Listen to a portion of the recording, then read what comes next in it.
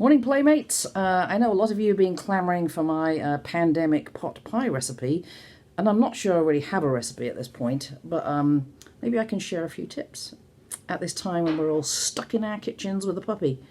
The recipe originated from a book that I got from my parents, Christmas 1988, which is my last Christmas before I was married. The Dairy Book of British Food. I believe she bought it from the milkman. And in this book is a recipe that I actually followed maybe twice in my life. Here it is. It's the chicken and broccoli pie. And you'll notice that a pandemic pot pie doesn't actually have broccoli, because what's happened in the last 30 years is that I've just sort of adapted it depending on what's available in my fridge. But I always have chicken. So you'll be needing chicken. I think this is chicken. I found it in the freezer, but I forgot to label it. But it hasn't got freezer burn, so it'll do. I might just back up a little bit here, because those of you who've never been in my kitchen will probably realise that even though I have some really great photo angles on some of this food, I pretty much cook like most of you. And it only looks good because of smoke and mirrors. Because I'm just doing what everybody else does. I just cook for my family, and I just take pretty pictures. So we're all the same. I don't do anything special, just have an English accent, which makes things sound cool. But anyway, back to pandemic pot pie. First thing you need is a pandemic. Oh, check. We've got one of those. And a pot and some pie. I'm not sure you even need a pie or a pot, because in my experience, not everybody in my family actually likes pastry. I mean, Craig kind of likes pastry, but not a big slab of pastry. So instead of cooking the pie in a pot, which is great and takes forever, like in the oven and all of that, what I tend to do is make the contents in a pan. Oh, pan rhymes with Anne, so you gotta love that. And then separately cook the pastry. So you'd need something like this. It's the only thing that is not sought for in Checkers. There's no toilet paper, but there is puff pastry sheets. I'm sure you can make puff pastry. See, it looks like a slab. It needs to thaw for about 20 minutes. So you can probably get that out before you make the pie contents, because honestly it really doesn't take that long. So I'm not going to actually do this recipe, but I just have some visual aids because I'm a visual learner. I know some of you are. So use any kind of chicken you want. I use chicken thighs because it stays more moist. Well, I learned that on Food Network actually. Cut it into pieces, season it, and then brown it in a skillet. Skillet, my darlings. Brown, brown, brown, just so it doesn't have to be cooked all the way through. Just has a nice crust on it. Now, the important thing for browning successfully is butter. Butter, my people. So, butter in the pan. Saute the chicken till it's a little bit brown. Remove it. And then in that same skillet, what you want to do is add a chopped onion. The recipe itself says add pearl onions, but who's got time to skin pearl onions? I'm not going to generally cut stuff and show you how to do things, but I do have a personal vice about onions. I am possibly going to cut an onion in front of you here. You ready? I'm going to cut it in half on its longitude, not its latitude. There it is. Onion!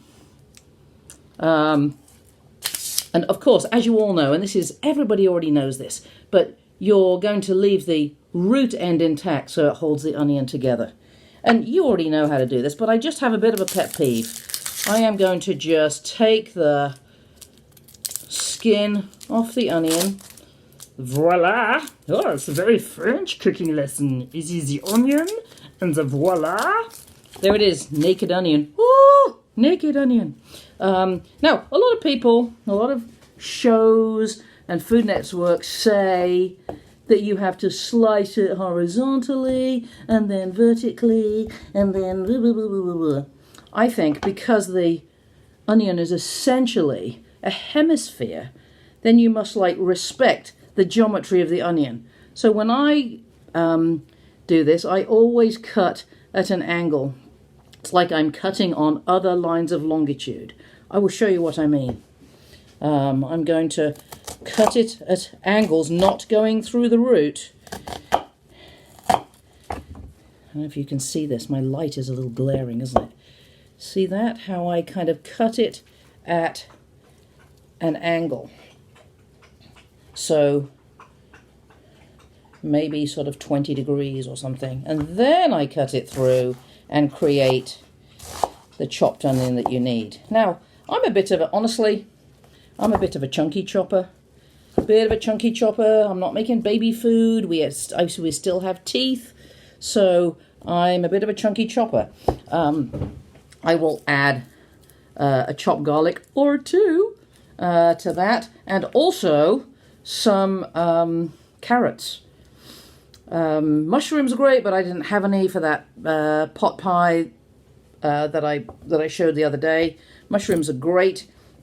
So I cut this pretty chunky, put them all in the pan with the sort of chickeny butter from when I sauteed that. So if I was going to put the onions in the pan, and then the carrot and the garlic, and I'm going to saute that until it is, you can't even really see that. Let me change my angle. Wow. I'm going to saute that, it's all chopped, until it's soft. Not mush, just soft, okay? What did I say? Not mush, just soft. So after that, you want to put in a couple of tablespoons of flour, stir it up, cook the taste of the flour out for about a minute, and then adding some lemon zest. Lemon, oignon, voila. Alors, add some zest to the sort of milky, creamy sauce, and then I halve the lemon and squeeze half of it out also into the milk. You can use cream, but you don't usually have that on hand. Milk is fine as long as you're making a creamy sauce. So that's it. You've got like a creamy sauce with your chicken and your vegetables in, and you just leave that aside. Oh, morning, Anna. I'm just making a video. Pandemic pot pie for the world. Oh, here's Anna. She's going to say hi. What are you doing? I'm making a video. That's not what everybody does when they're holed up in their house. Okay, so you've got the contents. Then what I want you to do, now your pastry is thawed, make sure the oven is on hot, about 400 degrees. Cut the puff pastry into rectangles.